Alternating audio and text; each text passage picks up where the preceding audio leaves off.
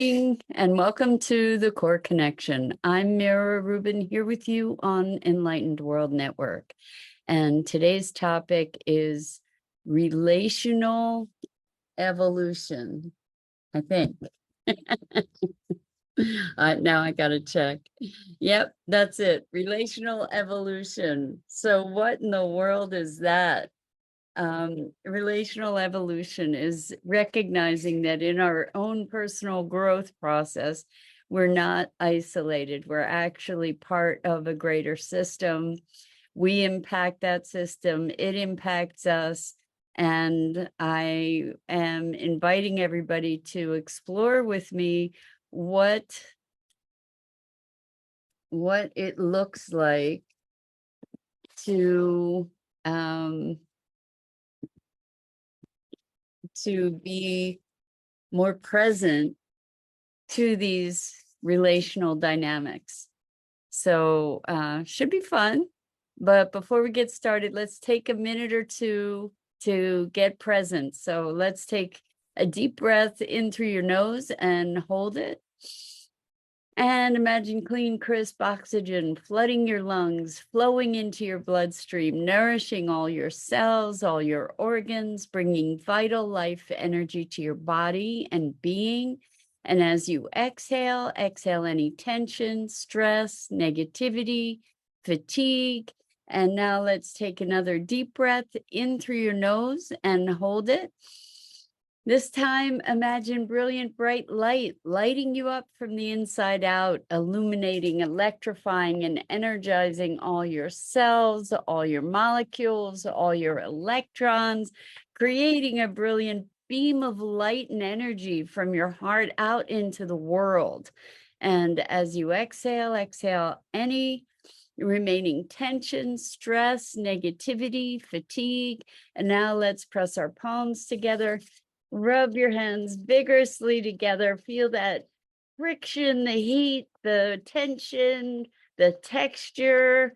And when you stop rubbing them, feel all that tickling and tingling and allow yourselves to become present right here, right now, into this remarkable physical form that enables you to experience life.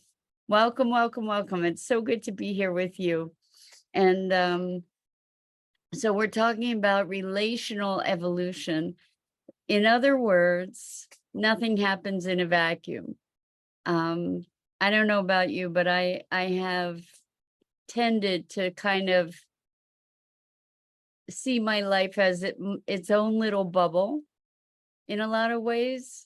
And there's some safety and security in that somehow for me. And maybe, you know, as I'm speaking that, recognizing the interconnectedness that we cannot avoid has an intimidation factor to me initially, and then comes maybe some safety and comfort from that.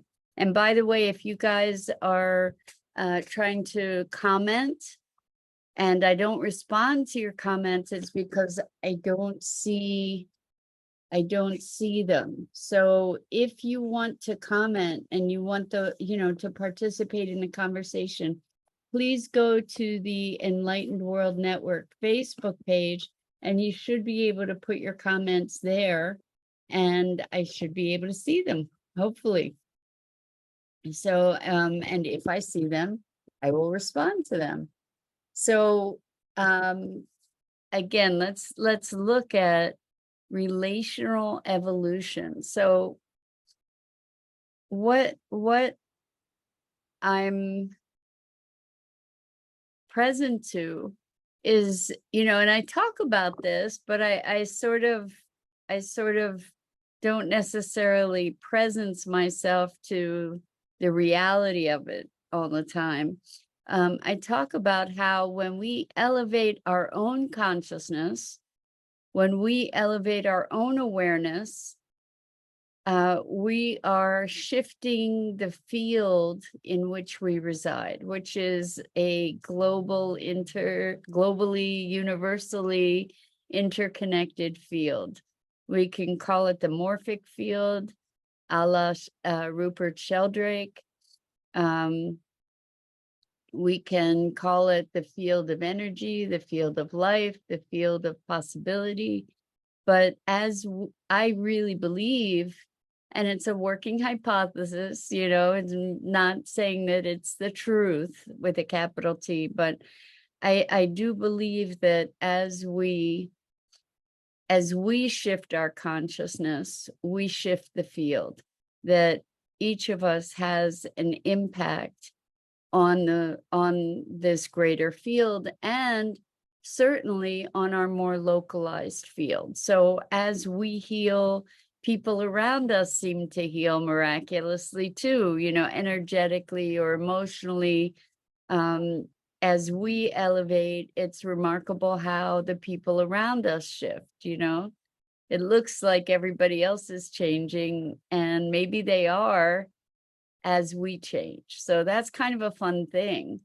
Meantime, when we look at our impact, and this is, I think this is where the scariness is recognizing that we all have an impact, whether we're trying to or not, whether we're orchestrating it or not, whether it's the impact we desire or not, we all have an impact. And recognizing that dynamic and that responsibility can be very challenging or frightening, to be realizing, oh my gosh, I have an impact. And to consciously and deliberately engage on a level where you are expanding that impact carries a greater responsibility. So the notion of relational evolution arises for me out of an understanding, a deepened understanding of the work that I've been doing. It's in a course with the Regenesis group, and it's called the Regenerative Practitioner Series. And I've spoken about that with you before, but one of the things that is foundational to that work is that a system or a project or an action, a thought, an organization is only regenerative if it is working on kind of 3 levels of relationship at least. So what does that look like? I don't know if you've heard of the word holon, HOLON, but what it's talking about is nested holes. So, for example, a cell is a whole thing in and of itself, and there are bunches of cells that make up an organ. There are bunches of organs that are part of a body. Each of these things are individual things, but they don't exist outside of, but their existence is relational. Like a cell by itself isn't gonna survive very long, or it's not really performing its function. The cell nurtures the organ nurtures the body nurtures the organ, nurtures the cell. There's this intertwined relationship. And in our journeys of personal growth, we think about it as personal, right? We think about it as related to our individuality, our separateness in its way, even though so much of our personal growth is directed to creating connection and creating unification. we still see our growth as personal, right? And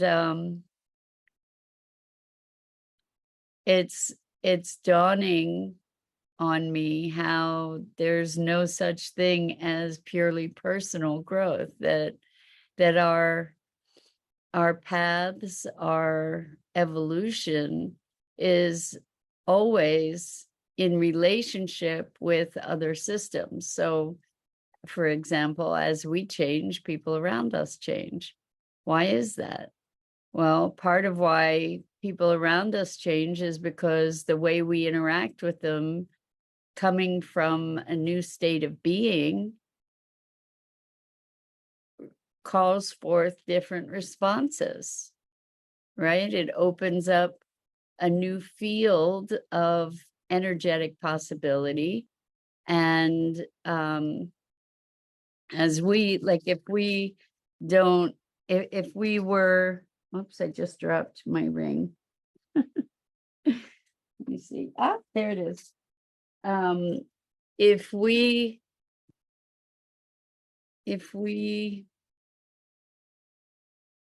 are typically angry and reactive and resentful, the way that we be, the way that we act is going to be very different from if we're feeling open-hearted and loving and connected, right? We're going to act totally different. We're going to be creating a different energetic field around us. We're going to be interacting, relating to the environment in a very different way. So I just want to mention, if you guys are trying to write comments and I'm not responding, it's because I don't see the comments. So please, if you want to be engaged with the conversation, go to the Enlightened World Network Facebook page and put your comments there, and then I'll see them and respond.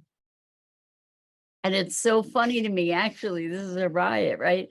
I'm talking about relational evolution, and there's nobody else here talking with me today so far. So that's pretty funny. It looks like it's in isolation that, I'm having this conversation. Hopefully somebody's going to see it at some point and it's going to impact them. So here's the thing, and they'll relate to it, hopefully, or you'll relate to it in some way, shape, or form. And maybe it will shift the way that you're perceiving something or the way that you're responding, and then that percolates out beyond. So I think it's very interesting. We talk about in this regenerative model, it talks about the thing or the project or the person or the issue, and then what's called the proximate whole, which is the immediately surrounding community or environment, whatever that container is for that initial thing, and then the greater whole, and the greater whole contains the proximate whole. So really what it's talking about is nested levels of relationship. And each of these levels relates to the other, just like the cell and the organ in the body. And so, we could think of this group is the conversation, and then the folks that engage in the conversation maybe as the proximate whole, like the smaller group, and then the greater whole is everybody else who's participating or recognizing or listening at another time. And then there's a greater whole than that, which is their environments and their worlds, each individually. And so when we look at our evolution and our relationships as impact that ripples out ongoingly, it brings up what could be, in some respect, a paralyzing sense of responsibility. It's like, oh my gosh, how is this going to affect other people? And so I'm talking, as I'm talking about this, I'm talking about it to achieve a greater and deepened awareness of it within myself too. But what I'm realizing that is that as you look at these tools, or as you look at the fact that we have an impact up and down a chain, that it occurs whether or not we intend it to, then uh, a couple other principles of this practice come into play, and they are internal remembering and or self-remembering, is to come back to ourself, come back to our center, which is something that we talk about here together all the time. And external considering, which is endeavoring to the best of your ability to put yourself in someone else's shoes. The irony about that is we're always in our shoes, even when we think we're putting ourselves in somebody else's. But it does expand our range. It expands the idea is to expand our experiential and perceptual capabilities. So by trying to imagine what must be the case for you, I'm projecting, there's no question, I'm projecting, but I can gather data that helps to support my perspective. But if I can step out of judgment, so this is part of a personal discipline, spiritual growth kind of thing, perhaps too, is to step out of judgment, to try to step into the beingness of another, to imagine what is it to be that person, and to imagine what it is to see the world through their eyes. And from that vantage point, there's an opportunity to have a richer understanding of some of the dynamics that had been polarizing, is to get, oh, wow, I get how they might see this way, and holding those different levels of awareness, those different sources of awareness, holding them and allowing ourselves to move beyond the polarity of them, allowing the energy of that polarity to generate something new at another level, is a very, very, very powerful thing. And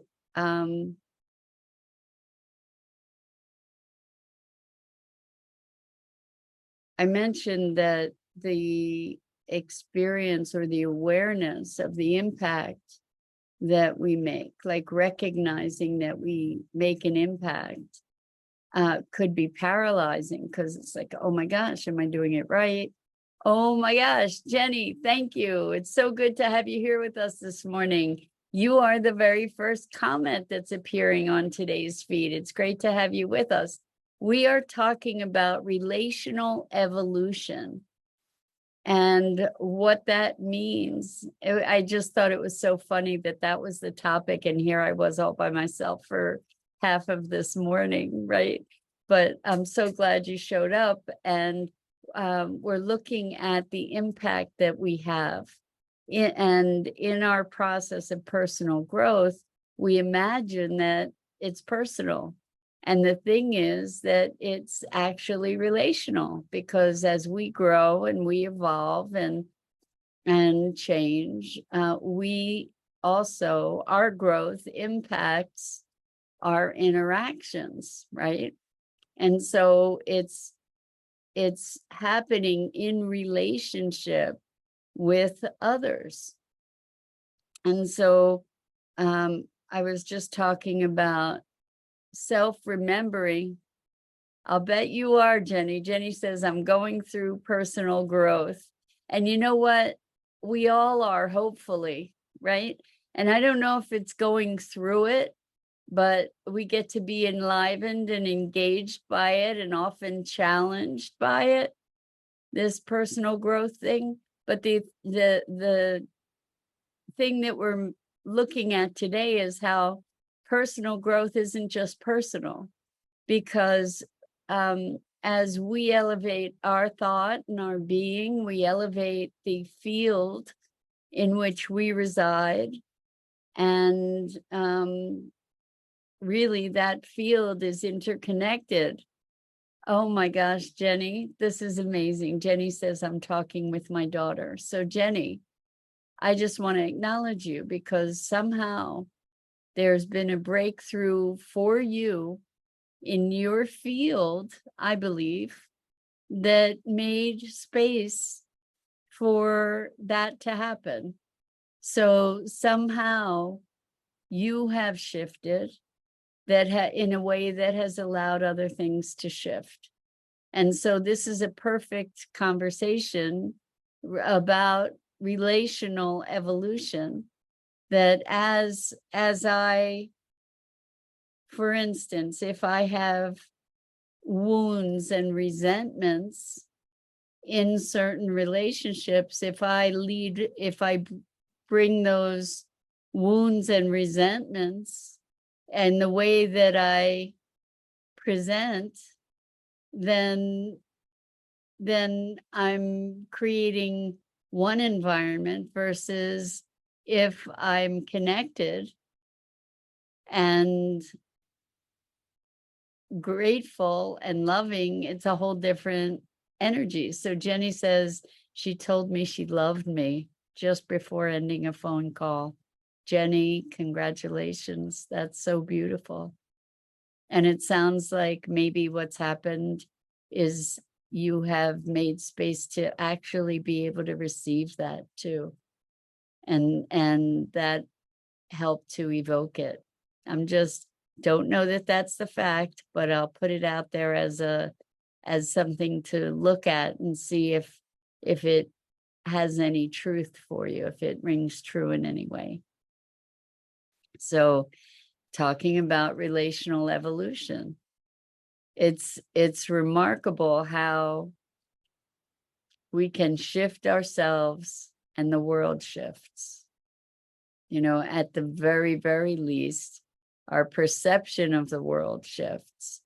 And then there's the question of, is the world, do we have any other way to access the world than through our perceptions, which are filtered quite heavily through the lens of our beliefs and values and emotions and traumas and history and all of that. So what we get to look at today is really how we impact the field, and how by elevating ourselves, we elevate the field. By healing our resentments, we elevate the field. We may not know what those holes are, but family is an obvious one, right? Like we have ourselves, we have the proximate whole of our family and all the dynamics that are part of that family. And then we have that family within a greater community or a series of greater communities. Jenny says, when you try to control everything, you enjoy nothing. That's very well said, Jenny, because the truth is we can't control much of anything. Not really. And the other thing to look at is what is at the root of the impulse to control. what are we bringing to the field? What are we bringing to our lives? Where are we vibrating, so to speak, when we are trying to control things?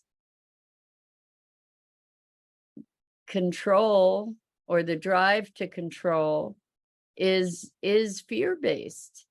So Jenny says sometimes you just have to breathe, breathe, let go, and live in the present. Well, that's a really good thing not to do like all the time. If we, the more we can do that, the more we're able to really be the expression of life we came here to be. So about this responsibility thing, recognizing that we're a part of systems, that we're part of this greater interplay and interaction, is to allow ourselves to be more fully the unimpeded expression of life through our unique vehicle that we are.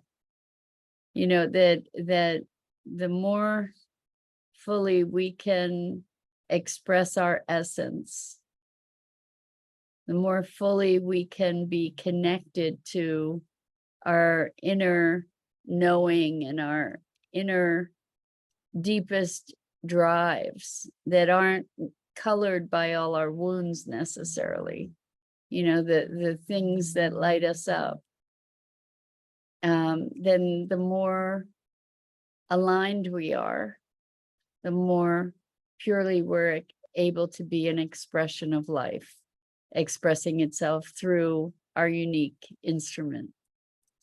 So